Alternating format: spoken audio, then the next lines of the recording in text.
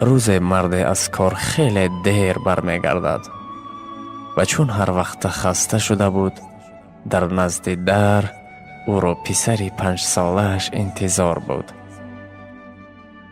پدر، از شما یک چی را پرسم؟ پدر باشد: البته جانم، چی شد؟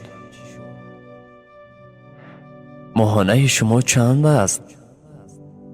یعنی اویلیک شما چند است؟ این به تو دخل ندارد بچم. و برای چی میپرسی؟ التماس دانستن میخواهم میگوید. خیر، 500 سامان است. چرا میپرسی؟ پدر، شما با من 200 سامانی داده میتوانید. خیلی ضرور است. پدر باشد در اول البته راضی نشد. گفت تو مبلغ رو چی کار میکنی؟ ولی پسرش زوره کرد او رو راضی کنند توانست و در آخر پدر گفت در خانه خودت انتظار شو، من پول رو میبرم.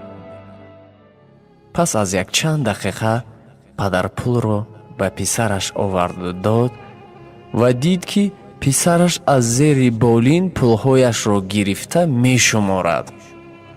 پدر حیران شد و پرسید تو خود پول داشتی کو؟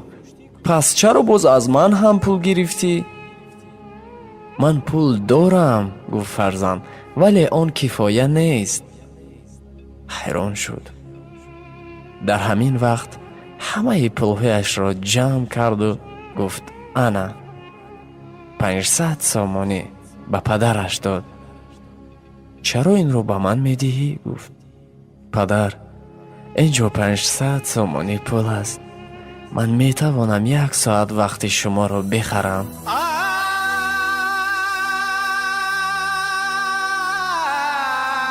شما میتوانید پگاهی بر وقتتر از کار برگشته با ما یک جای خوراک بگاهی خورید.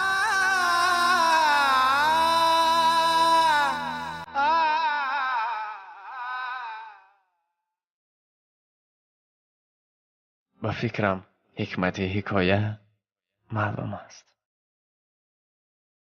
نسبت فرزندان خود به اعتبار نباشید، زیرا آنان احتیاج به مهر شما دارند.